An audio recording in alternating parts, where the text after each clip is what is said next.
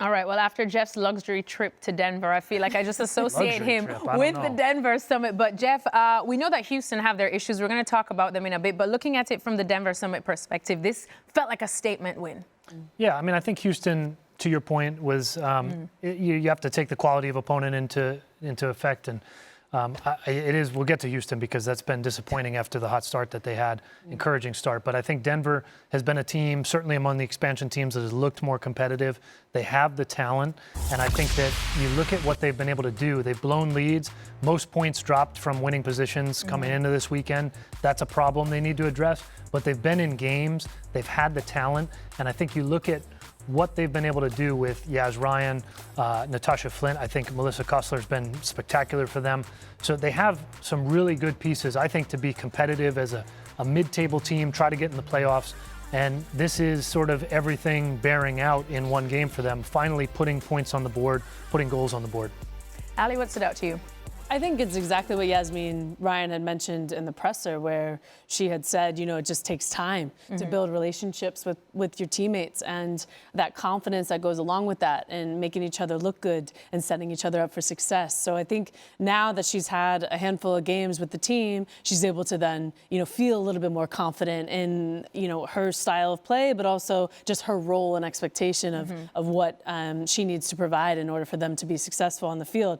But there's something about the structure, and that is what has been standing out to me, that consistency in the structure of the way that they're set up. So, and that just goes along with just the coaching and the knowledge that Nick Cushing is giving them in order to be set up in a way where it's difficult to break down. So I think that is key, and I could see that just from the good coaching that he's providing in these players. You don't have to be the best team, and you don't have to be the best players, but as long as you have a good understanding of the structure and what is asked of you, I think then you can have fun within that structure. So I think that has been a staple, and that has been clearly identified from the outside looking in. And now that they just have to, you know, continue to build off of that consistency and that comfortability that you're forming and the relationships that you have with each other on the field. And then Lindsay Heap's coming in the summer. I was just going to say, and this is that they haven't even gotten there, who could come back as a Champions League winner. You never know. That would be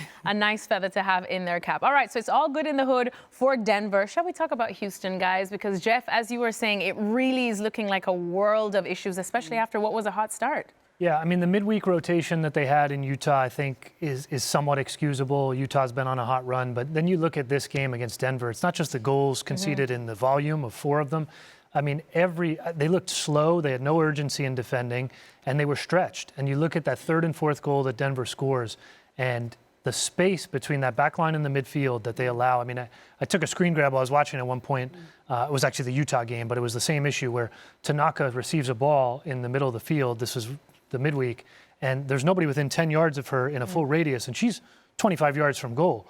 And this is a consistent issue here now with the dash, that they haven't been able to protect the space right in front of their 18, and then they collapse. I mean, there was one of the goals, I think it was the first goal conceded against Denver, second goal, sorry, that all 10 field players were in their own 18, and they looked like they were in a 4-4-2 formation, but I mean, you know, lost marks on Sheehan. I think defensively there's a lot of issues there, and they've strayed from that identity that we were lauding them for earlier in the year of high pressure, keep the field in front of them, keep teams pinned back, and now they've just dropped off into this very passive shape.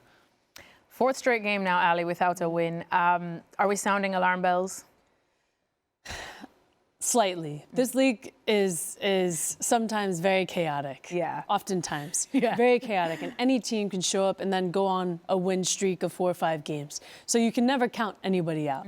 Even the Bostons, are you seeing some deep-rooted problems? Yes and no. At the beginning of the year, everybody is so excited to start the new season and to be able to get out there and play and outside of, you know, what you've worked that whole month previous for in the preseason, right? You're ready to finally get the season going. So everyone's at their best and trying to do everything they can in order to win and be successful and get off to a good start. Now that teams have been settling in, have had more time together, are building those relationships, are building that confidence and being able to understand each other more. Yet now you're going to start, you know, seeing teams kind of separate themselves a little bit. Houston I don't think I have to say more than what Jeff had touched on. The defensive structure just wasn't good enough. And I think especially playing at home and being able to have that crowd behind you, you have to get points there. You have to be a lot better than that showing. And I think there's been inconsistencies, there's been mistakes being made, like the Jane Campbell.